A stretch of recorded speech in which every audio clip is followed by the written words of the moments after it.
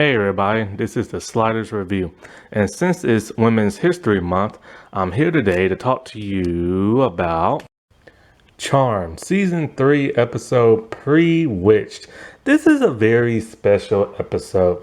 I love Charm, well, the original one. I don't like the reboot, but I love the original one. Even though the CGI is completely outdated, I still like it. Well, the first three seasons the most. Fourth season's pretty good. Everything after that sucked. But I love the first three seasons. And season 3 was actually the first season I watched in its entirety. The first episode I watched was in season 2, where like the movie slashers like came alive. But season 3 is when I started watching the series, 'cause I finally got cable at that time, and I loved the series to death. I was recording episode after episode, and so season 3 has always been my favorite. Originally I used to have season 3 on DVD only, but then some of the discs started to mess up, so I'm like, okay, I'm just going to replace it. But then one day I was at Walmart and I'm all like, wow, I can get the first the first 4 like seasons for like 20 something bucks. I'm like, score. And so I got it. And till this day, I still have not watched season 4, 'cause I just can't stand Rose McGowan. But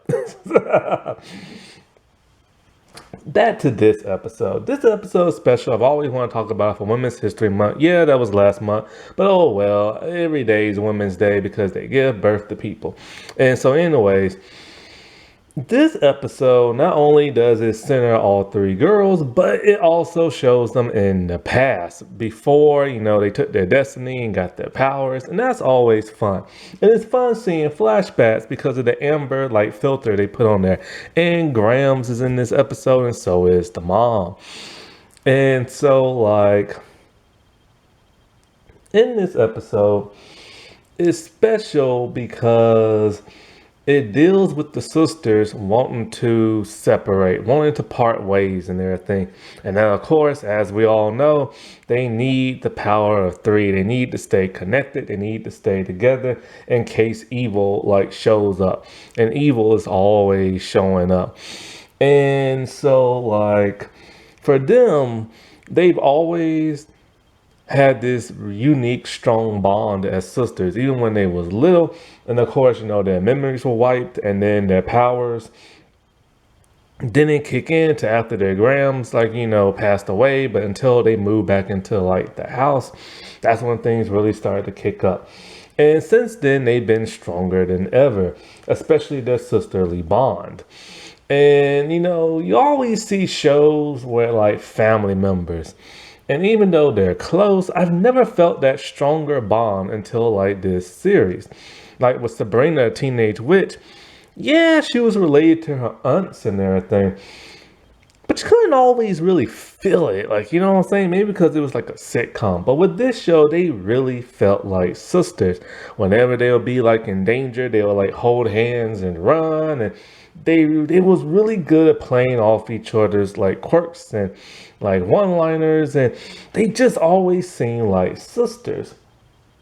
And it's a shame that, that dynamic broke up after this season. Because, 2 of them couldn't get along after, behind the scenes and stuff.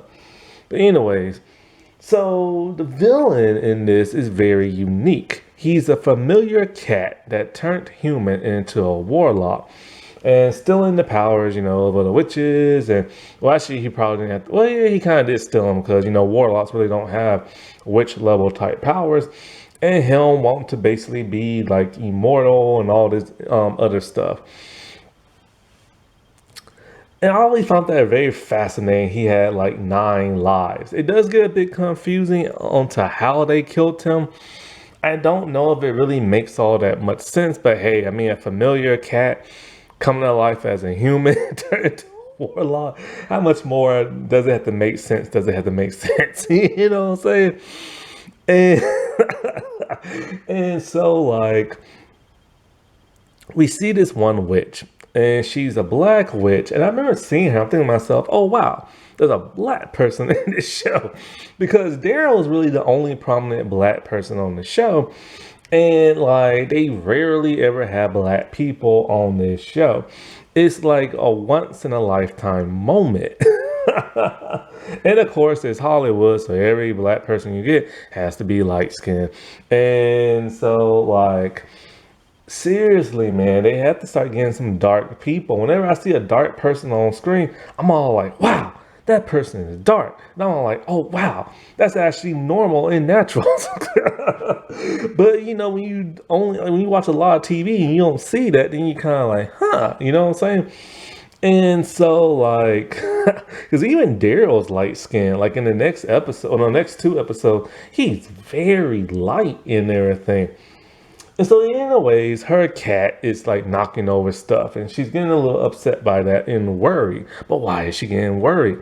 Well, of course, he turns into a human. I'm all like, that's kind of weird. And so, like, he ends up killing her.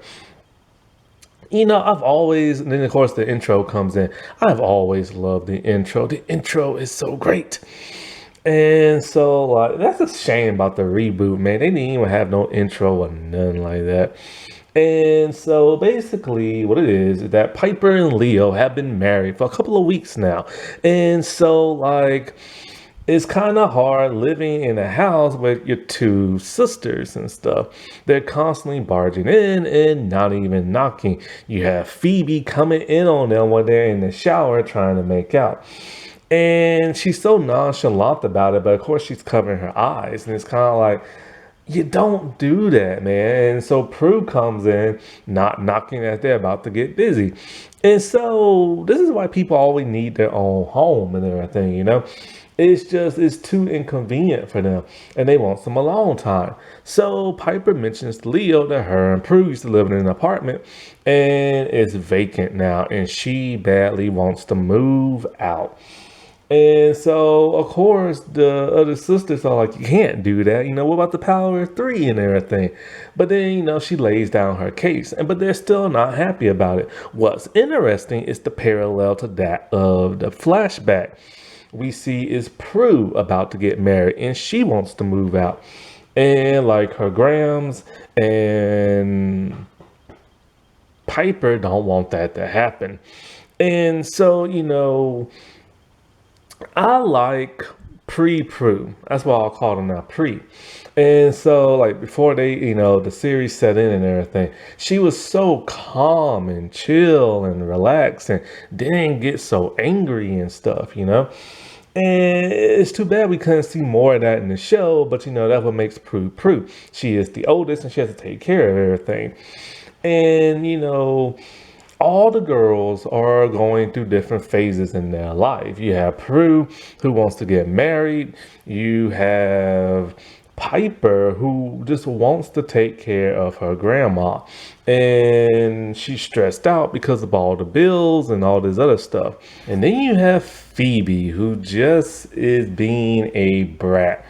Like, I think she's probably like 18, 19, something like that, or maybe 20, and it's just like she's so bratty. She's constantly getting in trouble with the law. She's mouthing off. She's having a toot and everything. And it's funny seeing Alyssa Milano act this way because it just seems so forced.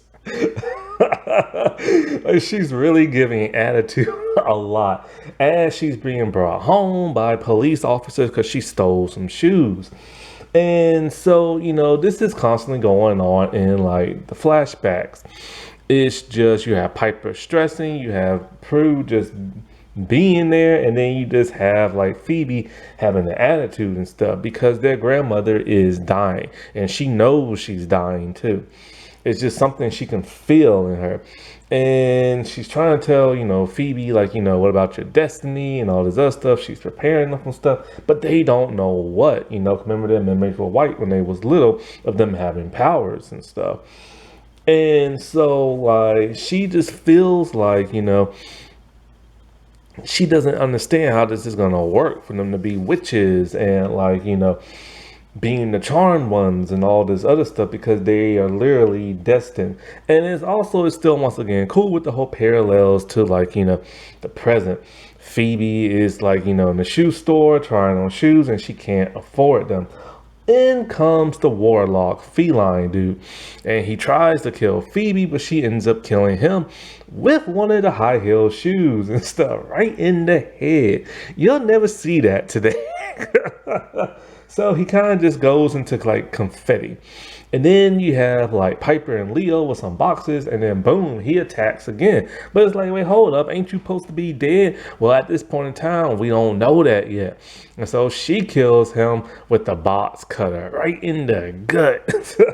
When they head home, they tell Prue, and they're all like, well, hold up, I killed him in the attic, which we never got to see. And here he comes again in their house, and then they kill him again. So they don't understand what the world's going on. So they go to like the book, and Graham's just like activating the book and wants them to do a seance. So they do one, and in comes that black witch, who is of course dead and now in heaven as an angel. She was in Sunset Beach, if you ever watched that show. I think that was like her first acting gig. And so, like, you know, she tells them what's up and who the warlock is and how he used to be her familiar and this and that. Basically, he needs somebody strong enough to kill him 9 times and before the full moon so he can become like immortal and stuff. And since the charmed ones are the only ones strong enough to kill him, he needs them to kill him and stuff. And so, like, it gets to the point where they realize, all right, fine, we just won't kill him. Well, of course, he tips their hand and everything. He stabs a woman, and so they didn't save her enough in time when they had to kill him. And so they don't know how they're going to prevent not killing him because now he's teasing them with the whole, oh, I'll just go outside and murder somebody again. I mean, you'll have to kill me. And so he's constantly taunting them. And like fools, they're just killing him one time after another, after another, after another. And so in the past, we have Grams wanting to take the famous picture of them that you see in the intro, and also is on their end table. And what's really funny is like they're trying their best. Like it's funny seeing them in the flashbacks with their older hairstyles and the wigs.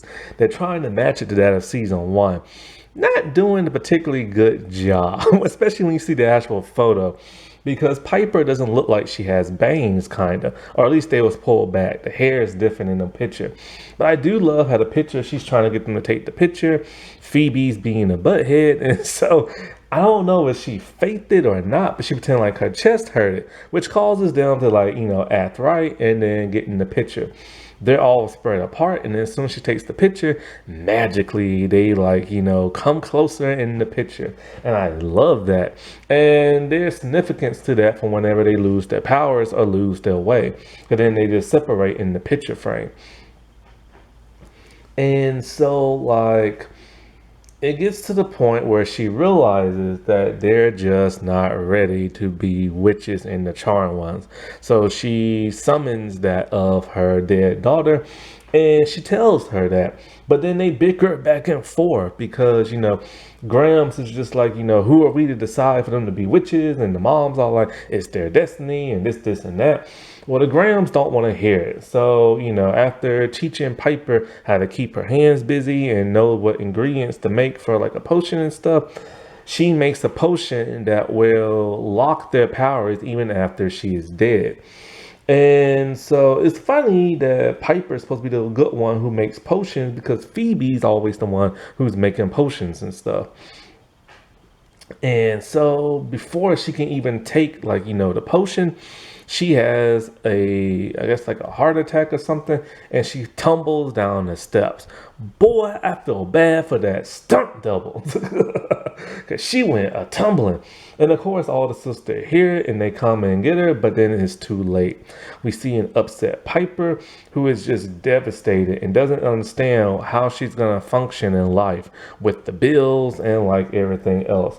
On top of that, she gets a bombshell with Prue talking about she can't make dinner tonight because she has to go see her fiance.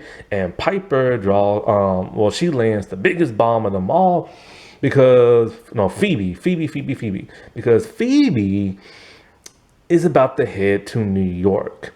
and she's gonna ditch college and everything because she realizes she's too rowdy to spend time with like Piper because she'll just stress her out even more. Her and Prue aren't gonna get along, plus Prue's about to get married, and she realized she has to take form of her own destiny and just explore the world and stuff like that, or at least like New York. And they don't want her to go, you know what I'm saying? And this is really devastating to that Piper. But Phoebe just like callous and cold hearted and just leaves anyway. And that's all the we get of like the flashbacks. And so in the present, the girls need to figure out how they're gonna kill this dude. And Phoebe's kind of upset, talking about how he gets to cheat life like 9 times and doesn't get to experience pain. So then Prue's all like, what if we have him experience actual death since he only experienced it like pain for like a second. So, they come up with like the potion and stuff like that. And they have a plan. He shows up, but then it's kind of like they're so calm, and he knew something was up, but he didn't care. He just wanted them to kill him anyway. So they do what they do, and then they do the whole spell thing, and then all those 8 lives kind of come back with the pain of like you would experience with death and everything, and somehow that froze him in time long enough for them to fully vanquish him, and he just like explodes. It's a little confusing, but hey, whatever, I'll buy it. You know what I'm saying? And so now we get to a point where Piper, she finds the potion that her grandma was going to make. I think she finds it in like the attic or something. And all of a sudden, she finds a teeny tiny note with the ingredients. And she goes to Leo and she tells him, exactly what these ingredients are for. It's to like lock their powers in and stuff. She realizes, what? This warlock showed them something that it's just too soon for her to leave. And she realizes she has a bigger responsibility. So she tells her sisters and everything, and they all know eventually at some point they're gonna have to like separate in their lives, but right now it's just too soon. They have to keep that strong bond of like sisterhood alive. And this is why I picked that episode, because it's kind of like originally I was gonna go with the first episode just to like, like what I normally do when it comes to like shows and stuff. But I'm like, what? This episode is too special not to like talk about and stuff. Happy Women's History Month, everybody. All right, I'll talk to you later. Bye.